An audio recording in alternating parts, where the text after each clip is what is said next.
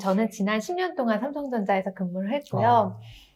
그 이후에 이제 삼성전자 입사해서 제가 영혼까지 끌어서 소비하는 일정 기간을 거쳤었어요. 그렇게 소비를 하면서 빚이 3천만 원 정도가 생겼었는데요. 음, 그때가 29살 때였었어요. 그 이후에 제가 지금은 좀 어느 정도 안정된 느낌을 가지기까지 음. 굉장히 많은 종류의 투자를 거쳐왔거든요. 그래서 그 경험들이 너무 소중해서 제가 책도 쓰고 여기 유튜브 출연도 하면서 제 경험을 나누고자 이렇게 나왔습니다. 아, 네.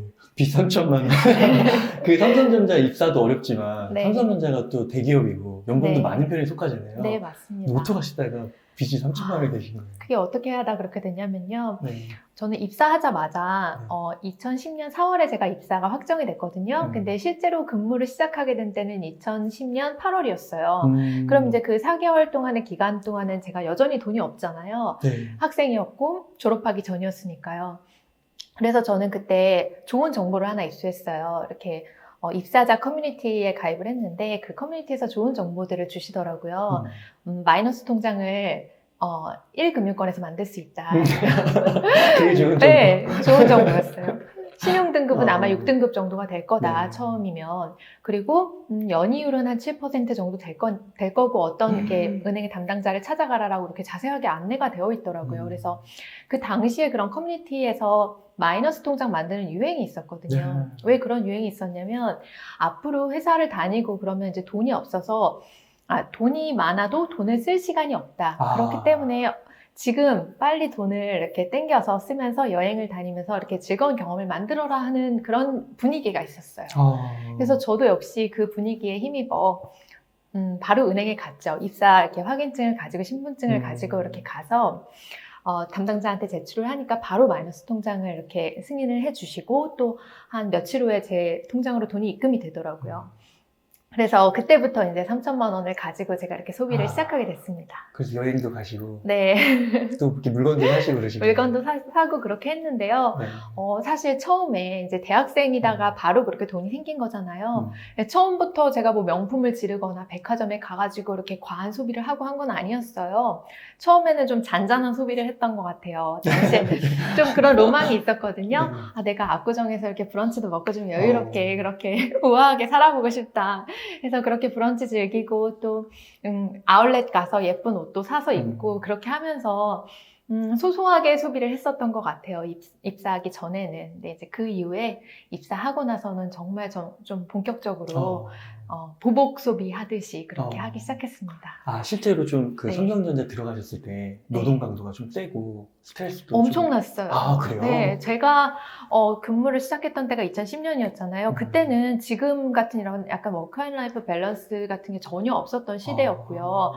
제가 아침에 6시 반 차를 타고 회사를 진짜요? 출근을 해서 도착해서 이제 8시 전에 출근을 했어야 돼요. 8시 전에 출근을 해서 퇴근했던 시간은 9시, 10시, 11시 이때쯤이었어요. 그 월, 화, 수, 목, 금. 그런 식으로 계속 그렇게 했었고 네. 근데 주 5일 중에서 한 2, 3일은 또 회식이 있었어요. 근데 또 이제 제가 신입사원이고 이제 부서에 여자 별로 없고 하니까 되게 예뻐해 주신다고 회식 자리를 굉장히 많이 만들어 주셨는데 그조차 너무 힘들고 부담이 됐고 새벽 1시까지 막 그렇게 회식하는 날도 무지기수했어요.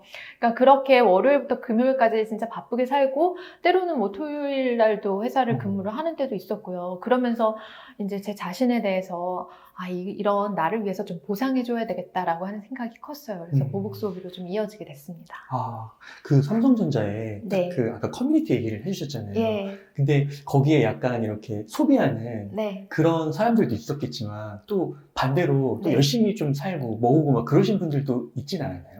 당시에 제 눈에 그런 게 보이지 않았어요. 아, 그렇군요. 네, 요즘에는 그런 분위기가 많이 있더라고요. 젊은 분들, 20대 초반, 중반 이런 분들께서도 경제에 굉장히 많은 관심을 가지고 모으시고 하는데 저 때는 없었어요. 그래서 그렇게 이제 네. 소비를 좀 이렇게 많이 하시고. 네. 그러면 이제 빚이 3천만 원 되기까지 네. 이게 한 어느 정도 기간이 걸린 거예요? 마이너스 통장으로 받았고요. 음. 그래서 마이너스 통장 3천만 원을 받자마자 이제 조금씩 어. 찔끔찔끔 쓰기 시작했고, 또 그때 제가 가진 돈이 그게 전부가 아니었어요. 왜냐면 이제 어머니께서 이제 너가 이제 독립하니까 처음에 보증금은 마련해주겠다라고 해서 보증금 월세 1,000만 원에 이렇게 월세 한 50만 원짜리 이렇게 구해주셨는데, 또 그것도 그 1,000만 원도 쓰겠다고 단기 월세로 바꾸면서, 단기 월세라는 게 이제 네. 한 달 정도의 보증금만 놓고 이렇게 월세를 놓는 그런 단기 월세로 바꾸면서 보증금을 제가 또 이제 소비하는데 다 써버렸거든요. 그런 식으로 해서 그냥 가진 돈은 다 쓰고 연봉으로 받는 월급 같은 것도 적지 않았는데 당시에 그것도 다 쓰고 그런 식으로 해서 많을 때는 1년에 진짜 9천만 원 정도까지 썼던 것 같아요. 정말요? 네. 근데 그렇게 네. 소비를 하실 때, 네. 그러면 이제 소비를 하시다가 이건 아니다 싶으셔가지고 결국은 이제 저는 책을 읽었으니까 네. 이제 주식으로만 거의 5억, 네, 5억 네. 6억을 이제 굴리게 되신 거잖아요. 네. 엄청난 변화인데 네.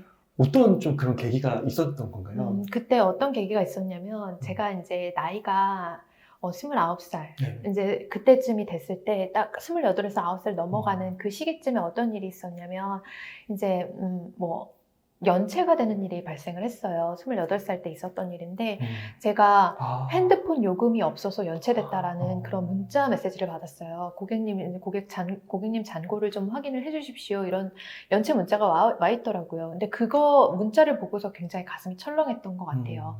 왜냐면 저도 그래도 들었던 풍월은 있어가지고 이런 게 연체되면은 굉장히 신용등급에 악영향을 미친다라는 건 알고 있었거든요. 그래서 좀 두렵고 불안해지기 시작하더라고요. 핸드폰 요금이 비싸봐야 한 5만 원, 6만 원, 7만 원 뭐 이 정도잖아요. 근데 이것도 빠져나가지 못해서 연체가 됐다라고 하는 게 굉장히 숨이 막히기 시작했어요.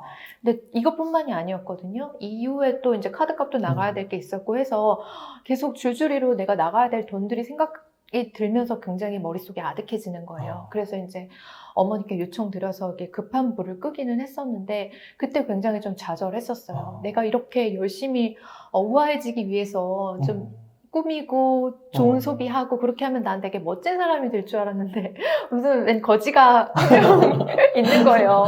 그래서 좀 많이 그때 힘들었었고 또 나이가 나이였는데 그 당시 29살이 이제 넘어가는 시점이었잖아요. 이제 곧 30인데 나는 이제 가진 것도 하나도 없는 거지인데 여자 나이가 30이 넘어가면 저는 인생이 끝나는 줄 알았어요. 그때 왜 그랬었냐면 제 책에도 이렇게 잠깐 언급을 했었지만 제가 대학교 시절 때 즐겨봤던 드라마가 어떤 게 있었냐면 섹스 앤 더 시티나 올드미스 다이어리 이런 것들이 좀 대학생들 사이에서 인기였어요. 근데 거기에서는 어떤 패러다임이 있냐면 20대 여자들과 30대 여자들은 경쟁이 안 된다. 그러니까 30대 여자들은 20대에 이렇게 좀 항상 치인다. 그래서 사회적으로도 많이 힘들고 이렇게 30대 여자들은 이렇게 많이 좀 힘든 상황이 된다라고 하는 그런 제 고정관념이 있었던 것 같아요. 그러니까 그런 상황들 때문에 그런 상황들에 좀 영향을 받아서 사실 29살이랑 30살이랑 뭐가 그렇게 차이가 있겠어요. 그 한 살 차이가 뭐가 그렇게 큰 의미가 있겠어요.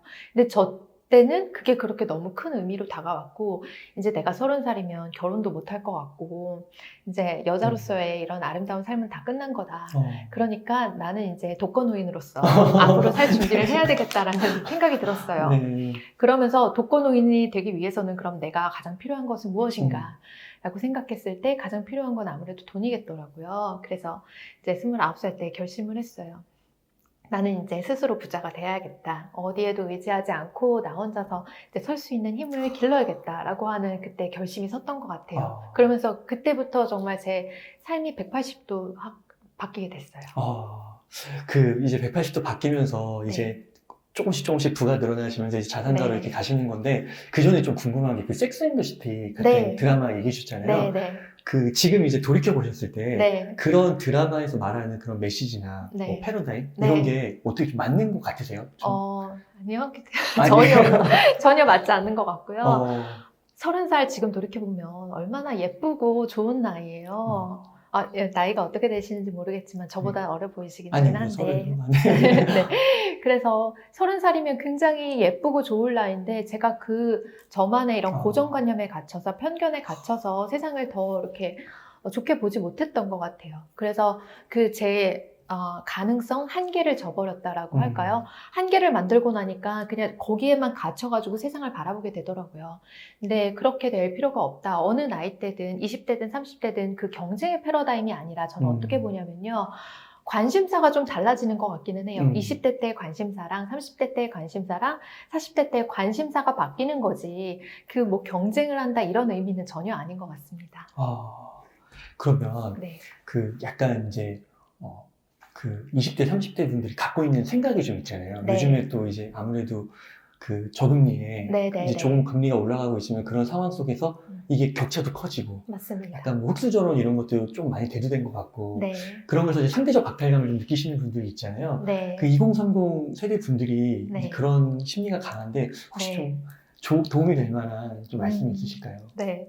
저도 20대 때는 어떤 마음이 있었냐면 특히 20대 초중반이었을 때는 너무 급했어요. 마음이. 빨리 부자가 되어야 될 것 같고 내가 빨리 어떻게 해야 될 것 같고 하는 그런 조급함에 많이 시달렸던 것 같아요. 근데 이제 부자가 되기 위해서 투자를 시작하고 그걸 꾸준히 이어나간다라고 하면 가장 중요한 포인트는 시간이거든요. 긴 시간에서 오는 그 복리에 이로움을 누리셔야 되는 건데 저도 그 어렸을 때는 그 조급한 마음 때문에 투자 실패도 많이 하고 이렇게 빨리 내가 소비해서 내가 빨리 변해야 되겠다라고 하는 그런 거에 되게 많이 집중을 했었던 것 같아요. 그래서 그렇게 소비도 제가 제 영혼까지 털어가면서 그렇게 소비를 했던 걸지도 몰라요. 제 자신을 빨리 이렇게 멋지게 만들고 싶었거든요. 우아하고 좀 고급스럽고 빨리 이런 걸 먹고 이렇게 여행을 다니고 하면 제가 되게 달라질 줄 알았는데 아니더라고요. 저는 그냥 여전히 저더라고요. 그래서 그걸 이제 깨닫고 나서 이제 좀 천천히 가보자, 차근차근 해보자라고 하는 마음으로 저는 이제 투자를 시작하게 됐어요. 물론 그 와중에도 또 가끔씩 이런 조급한 마음이 들고 빨리 이뤄내고 싶은 마음에 이렇게 실수도 많이 했지만 그래도 항상 그거를 이제 되새기려고 노력을 하고 있어요. 그런 이제 20대 분들의 불안한 마음, 빨리 이렇게 뭔가를 이뤄내야 될 것 같은 마음, 내가 자산을 달성하는 속도보다 다른 자산들이 커나가는 속도가 더 큰 거에 대한 그런 상대적 박탈감 이런 것들이 있으실 텐데 사실 그런 것들은 누구나 이제 그 투자하는 과정 중에 겪으시는 거고 결국 5년, 10년 정도 지나고 나면 돈은 복리로 불어나서 내가 언제 이렇게 돈을 많이 모았지? 내가 도대체 뭘 했길래 이렇게 돈을 모을 수가 있었지? 그런 생각으로 이렇게 생각의 패러다임이 딱 전환이 되실 거예요. 그래서 이제 돈 투자를 하시고 모아 나가실 때 너무 산술적으로 계산하지 마시고 이 돈은 어느 정도 문칫돈이 되면 기하급수적으로 불어날 수 있는 그런 가능성을 가진 것이다 라고 하는 마음을 가지고 좀 차분히 이어나가셨으면 좋겠어요. 그러면 이제 그렇게 부를 늘려가는 과정에 있어서 네. 아까 이제 기간이 좀 필요하다고 하셨잖아요. 네. 그러면 아까 이제 5년 정도를 얘기해 주신 것 같은데 네. 한 5년 정도면은 좀 이렇게 좀 인내하면서 그 과정을 좀 거쳐가면 될까요? 저는 한 5년 정도라고 생각하는 5년 게 정도. 뭐냐면 이유가 이제 예를 들어 250만 원 정도 월급을 받으시는 분이라고 가정을 해볼게요. 그러면 한 생활비가 100만 원, 정말 타이트하게 쓰신다면 100만 원, 그리고 조금 이렇게 어떻게 쓰신다면 150만 원 쓰시고 나머지 한 100만 원 정도 가지고 투자를 하실 거예요. 그러면 이제 100만 원 정도를 가지고 제가 앞으로 말씀드릴 그 투자의 방법으로 그렇게 투자를 해 나가신다라고 하면 산술적으로 봤을 때 5년이면 한 6천만 원 정도의 돈을 모으실 수 있을 거예요. 근데 제가 이제 말씀드린 그런 방식으로 주식 투자를 해 나가신다라고 하면 5년 정도에 1억 넘는 돈을 모으실 그런 가능성이 훨씬 더 크거든요. 그래서 그 정도 1억 이상의 목돈이 모였다라고 하면 그 돈을 내가 따로 이렇게 투자금을 뺏쓰지 않는 한 그걸 그대로 놔둔다라고 하면 그 돈은 이제 목돈이 돼서 스스로 불어나요. 그 스스로 불어나는데 그 2억이 되고 3억이 되고 이런 이제 속도들이 점점 더 저는 빨라진다라고 느껴요. 시황이 좋으면 그게 좀 더 빨리 성장을 하게 될 거고 시황이 좀 나쁘면 좀 더 천천히 성장을 하겠지만 그건 반드시 한 또 몇 년의 시간 후에 또 이렇게 불어나서 내가 쓰는 돈보다 훨씬 더 많은 돈들로 이렇게 불어나게 되거든요. 그래서 이제 그걸 위해서 이제 한 5년 정도의 시간이 필요하지 않나라고 해서 제가 5년을 말씀드린 건데 이제 사람에 따라서 월급은 또 다 다르니까 그게 5년이 되실 만한 분들도 있고 2, 3년이 되실 분들도 있고 10년이 되실 분들도 있고 상황은 다 다르실 거예요. 네, 그래서 그 월급 상황에 맞춰서 하시면 돼요. 그러면 그 투자를 좀 본격적으로 하는 데 있어서 네. 지금 말씀해 주신 대로 한 1억 정도? 네. 1억 정도에 좀 들어가면은 이제 늘어나는 부의 속도가 좀 빨라진다. 네, 그렇게 좀 체감적으로 느껴지는 것 같아요. 네. 그러시면 이제 그 빚 빚이 좀 있으셨을 때 네. 그때부터 이제 억을 모으셨고 그렇게 해서 네. 2, 3억 계속 굴리신 거잖아요. 네. 네. 그러면은 그게 이제 그 빚에서 다시 이렇게 플러스로 좀 바뀔 때 네. 그 정도는 얼마나 좀 걸리신 거예요? 빚에서 이제 빚 3천만 원이 이제 제로가 되는 것까지의 시간이 한 1년 정도 걸렸어요. 1년 정도. 꽤 오래 걸렸는데 정말 그것도 그때 이렇게 저희 회사가 좀 그렇게 좋았던 타이밍이 아니었어가지고 보너스도 안 나왔었고 그래서 굉장히 이제 허리띠 졸라매고 간신히 해서 그 3천만 원을 모아서 이걸 갚았어요. 저는 그게 이제 좀 시간이 많이 걸렸던 이유가 또 혼자 이제 자취를 했거든요. 자취를 하다 보면은 숨만 쉬어도 100만 원이 그렇죠. 넘게 이렇게 나가요. 그 이제 100만 원 넘지 않게 살기 위해서 굉장히 이제 좀 타이트하게 많이 살았는데 그러면서 이제 1년 정도 걸려서 3천만 원의 빚을 청산을 했었어요. 그래서 3천만 원 모으신 거네요. 네, 그렇죠. 근데 그렇게 이제 빚을 한번 갚고 나니까 이게 관성이 생기더라고요. 내가 이제 삶이 좀 심플해지고 단순해지고 그러면서 이제 돈을 모으면서 이렇게 살아왔던 그 관성이 이어져서 시드머니 한 4천만 원, 5천만 원 정도 모을 때까지도 좀 편안하게 갈 수 있었던 것 같아요. 처음 절약할 땐 조금 힘들기도 했었거든요. 근데 이제 그게 제 삶 속에 자연스럽게 녹아들면서 저만의 이 절약의 철학을 구축해 나가면서 조금 더 쉽게 갈 수 있었던 것 같습니다. 그래서 소비가 이제 진짜 필요에 의한 소비만 하게 되는 건가요? 그랬다기보다는 저는 좀 극단적인 미니멀리스트로서 살았어요. 그러니까 제가 미니멀리스트에 되게 관심을 많이 가지게 됐던 계기는 어떤 일이 있었냐면 우리 여자 과장님 중에서 저랑 친한 여자 과장님이 있는데 그 여자 과장님이 이제 남편 따라서 해외 주재원을 가시게 됐어요. 네, 해외 주재원 가시게 되면 미리 그 짐을 다 보내놓거든요. 미리 짐을 다 외국으로 보내놓은 상태로 한 2, 3주일을 그냥 더 사셔야 됐던 거예요. 근데 그 여자 과장님께서 저희 부서에 이제 몇몇 이렇게 초대를 하셨어요. 그래서 그 집에 우리가 이렇게 딱 방문을 했는데 텅 빈 집에 액자가 하나가 놓여져 있고 거기에 이렇게 베란다에서 빛이 탁 들어오는데 이거다 이런 생각이 드는 거예요. 그 텅 빈 집에서 아이들이 이렇게 둘이서 이렇게 바닥에서 그림 그리면서 놀고 있고 빛이 이렇게 떨어지는 게 너무 아름다워 보이는 거예요. 그래서 저는 그걸 보고서 내가 지금까지 너무 물건에 갇혀서 지내고 내 집은 나를 위한 공간이 아니라 물건을 위한 공간이었구나 라고 하면서 머리를 콱 맞는 그런 경험을 하게 됐던 것 같아요. 그래서 그때부터 제가 좀 삶의 철학을 미니멀리스트로서 이렇게 정립을 하게 되면서 이렇게 소비를 하는 거에 대한 의미를 많이 잃어버렸던 것 같아요. 나는 내가 물건을 이렇게 사서 모으기 위해서 돈을 벌고 이 삶을 살아가는 거다라고 하는 거에 대한 그 의미를 상실하게 됐어요. 그때부터. 근데 이게 너무 좀 드라마틱한 변화라서 혹시 그 가운데 부작용이나 반작용이나 이런 게 없으셨을지도 좀 궁금해요.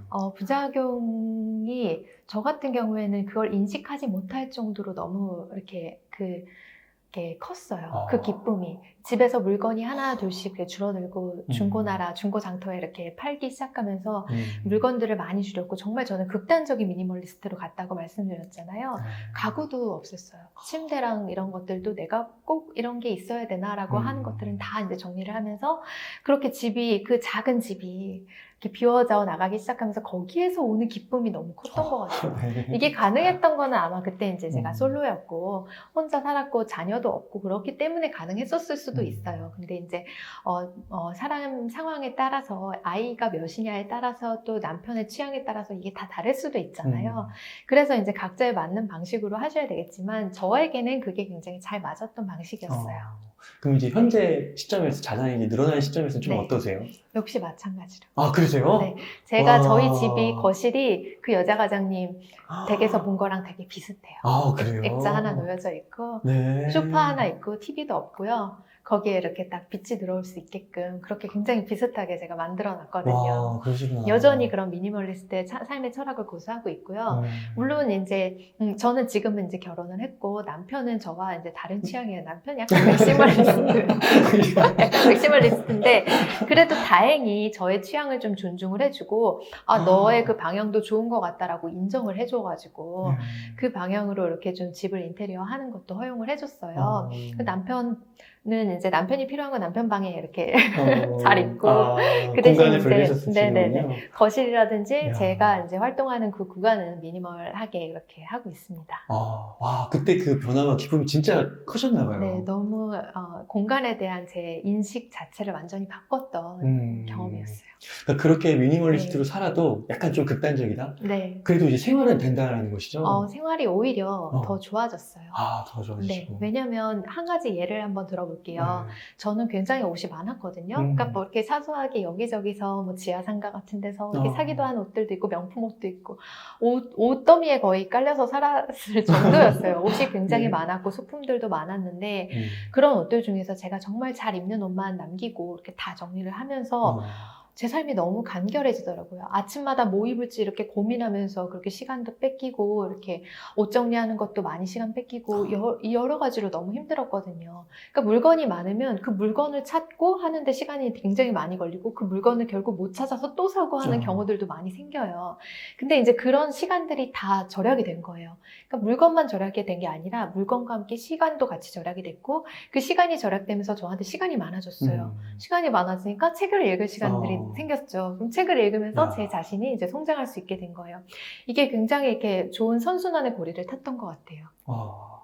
그러니까요, 참.